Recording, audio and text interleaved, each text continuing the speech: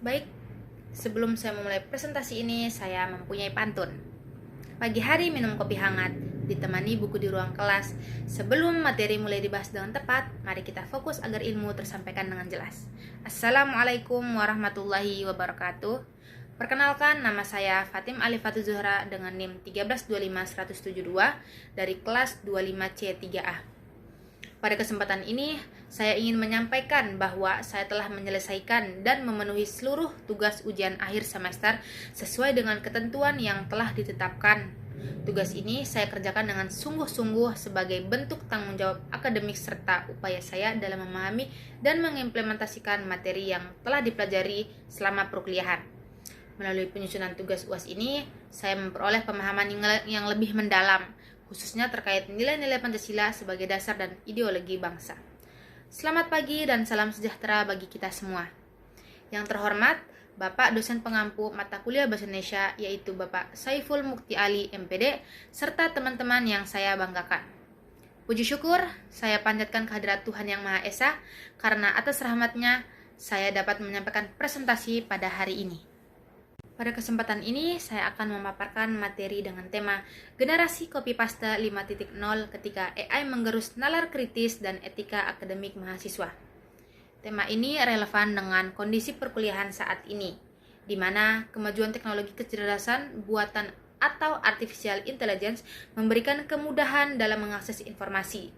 Namun, di sisi lain berpotensi menurunkan kemampuan berpikir kritis serta memunculkan persoalan etika akademik khususnya di kalangan mahasiswa. Melalui presentasi ini, saya berharap audiens tidak hanya memahami dampak penggunaan AI, tetapi juga mampu bersikap bijak, kritis, dan bertanggung jawab dalam memanfaatkannya.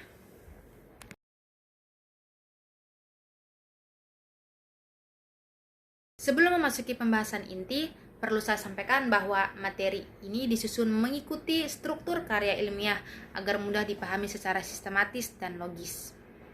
Terdapat daftar isi, ada latar belakang, rumusan masalah, tujuan penelitian, pembahasan, kesimpulan, dan daftar pustaka. Baik, selanjutnya saya akan memasuki pembahasan latar belakang.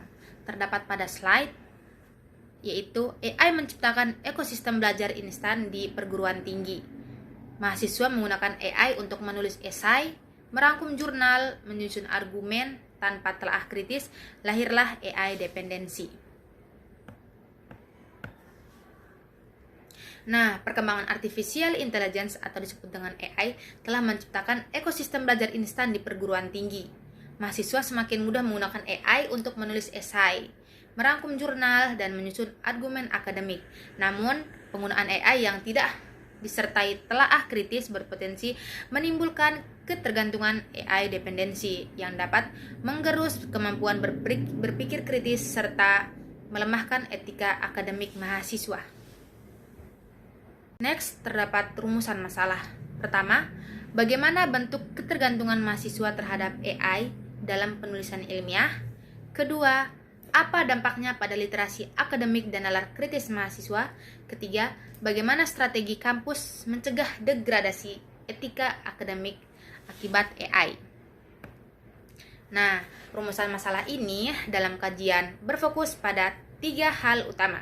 Pertama, menelaah bentuk ketergantungan mahasiswa terhadap penggunaan AI dalam penulisan ilmiah, seperti dalam penyusunan esai, ringkasan jurnal, dan argumen akademik.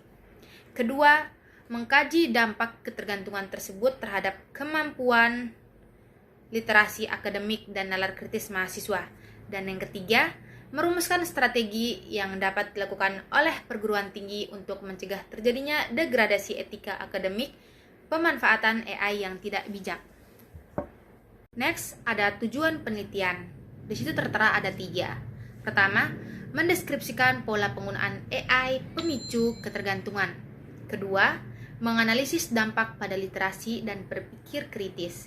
Dan yang ketiga, menawarkan strategi penggunaan etika akademik dan literasi ilmiah.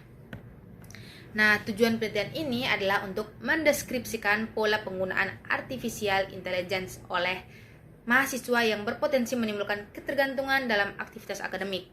Selain itu, penelitian ini bertujuan untuk menganalisis dampak penggunaan AI terhadap kemampuan literasi akademik dan berpikir kritis mahasiswa.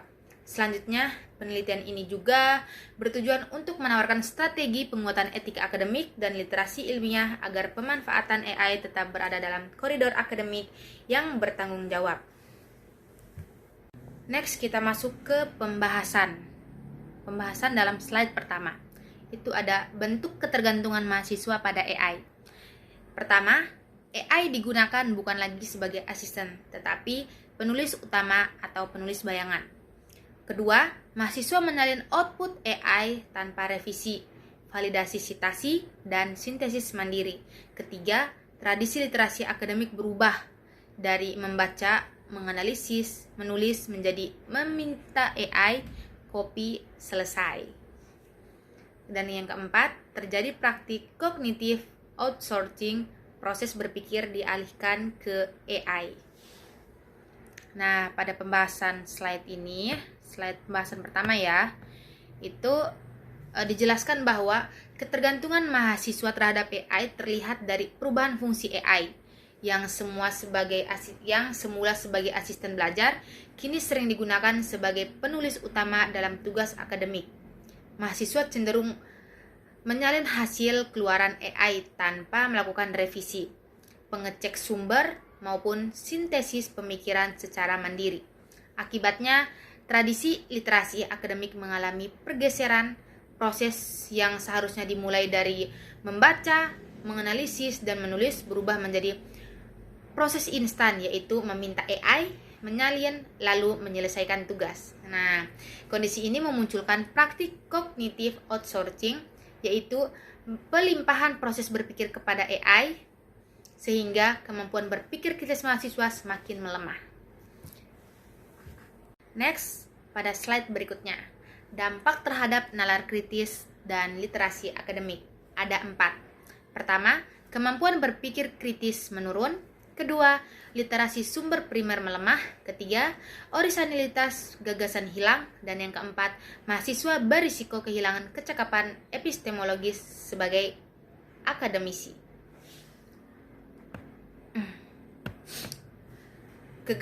Ketergantungan mahasiswa terhadap AI berdampak langsung pada menurunnya kemampuan berpikir kritis. AI menyediakan argumen secara instan sehingga mahasiswa cenderung menerima informasi tanpa menguji logika, data, keabsahan sumbernya. Selain itu, literasi terhadap sumber primer juga melemah karena mahasiswa lebih sering membaca ringkas yang dihasilkan AI dibandingkan membaca jurnal ilmiah secara utuh. Hal ini menyebabkan pemahaman terhadap metodologi penelitian, proses analisis, dan tingkat akurasi ilmiah menjadi menurun. Dampak lainnya adalah hilangnya orisinalitas gagasan. Tulisan akademik menjadi seragam, generik, dan miskin kebaruan dalam jangka panjang. Kondisi ini berisiko membuat mahasiswa kehilangan kecakapan epistemologis, yaitu kemampuan dasar seorang akademisi dalam membangun dan mempertanggungjawabkan pengetahuan. Next, kita lanjut slide berikutnya. Ancaman etika akademik. Ada 2, muncul plagiarisme konseptual, dan yang kedua, hilangnya tanggung jawab intelektual. Nah, penggunaan AI yang tidak disertai sikap kritis berpotensi menimbulkan plagiarisme konseptual, yaitu penyalinan gagasan yang dihasilkan AI tanpa atribusi dan tanpa proses kritik. Kritik ini tidak hanya melanggar etika akademik, tetapi juga mengaburkan kepemilikan ide dalam karya ilmiah. Selain itu, ketergantungan terhadap AI menyebabkan hilangnya tanggung jawab intelektual. Mahasiswa karya ilmiah tidak lagi mencerminkan proses berpikir dan pemahaman pribadi penulis. Dalam kondisi ini, integritas akademik menjadi terancam karena batas antara AI sebagai alat bantu dan AI sebagai pengganti peran intelektual manusia semakin kabur. Next, kita lanjut ke slide berikutnya. Strategi kampus untuk penguatan literasi dan etika. Ada 4 ya. Pertama, penilaian berbasis proses. Kedua, kewajiban sintesis jurnal primer. Ketiga, pelatihan literasi AI berbasis etika. Keempat, regulasi penggunaan AI di perguruan tinggi.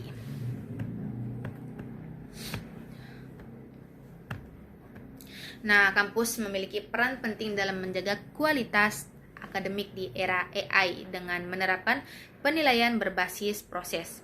Melalui pengumpulan draft, peta konsep, dan jejak argumentasi, dosen dapat menilai kemampuan berpikir mahasiswa secara utuh, bukan hanya hasil akhir. Selain itu, mahasiswa perlu diwajibkan menyintesis jurnal primer agar kemampuan analisis tetap berkembang. Dalam hal ini, AI hanya digunakan sebagai alat pemetaan awal, sementara analisis dan penarikan kesimpulan tetap dilaksanakan secara mandiri. Strategi berikutnya adalah pelatihan literasi AI berbasis etika yang menekankan kemampuan penyuntingan kritis, validasi sumber, serta penggunaan sitasi yang benar. Terakhir, kampus perlu menetapkan regulasi yang jelas terkait penggunaan AI untuk menegaskan batasan, etika, dan tanggung jawab akademik mahasiswa. Next slide berikutnya yaitu inti pesan pembahasan atau big ide untuk slide. Nah, ada 3. Pertama, AI bukan masalahnya. Kedua, masalah muncul ketika mahasiswa berhenti menalar dan hanya menyalin. Dan yang ketiga, pendidikan tinggi harus memastikan mahasiswa tetap menjadi subjek utama berpikir, penulis orisinal gagasan, akademisi berintegritas, bukan sekedar pengguna teknologi instan.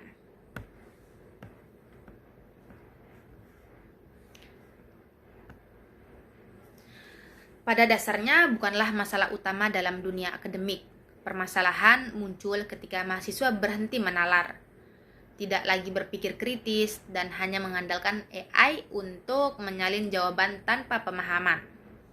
Oleh karena itu, pendidikan tinggi harus memastikan mahasiswa tetap menjadi subjek utama dalam proses berpikir.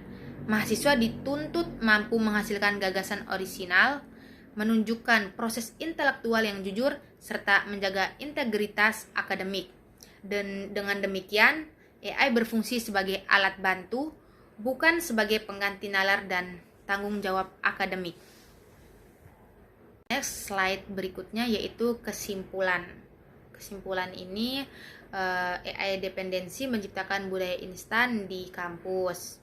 Terus literasi ilmiah dan nalar kritis itu melemah, etika akademik terancam oleh plagiarisme konseptual, dan yang terakhir AI harus dikembalikan sebagai asisten intelektual, bukan penulis bayangan. Next yaitu daftar pustaka. Ada 2 ya guys.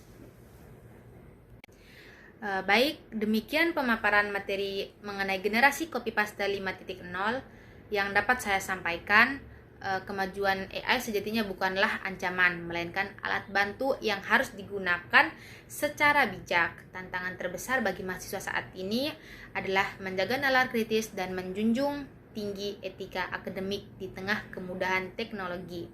Saya menyadari bahwa presentasi ini masih memiliki keterbatasan, oleh karena itu saya sangat mengharapkan kritik, saran, maupun tanggapan sebagai bahan evaluasi dan diskusi bersama. Sebelum saya menutup presentasi ini, saya mempunyai pantun. Membaca jurnal menambah wawasan. Menulis karya dengan penuh etika. Mari memanfaatkan AI secara beralasan agar nalar kritis tetap terjaga. Akhir kata, saya ucapkan terima kasih atas perhatian Bapak dosen pengampu dan teman-teman. Apabila ada kata-kata yang salah, itu datang dari saya sendiri, dan apabila ada kata-kata yang benar, itu datang dari Allah Subhanahu wa Ta'ala. Billahi taufiq wal hidayah. Wassalamualaikum warahmatullahi wabarakatuh. Bye bye.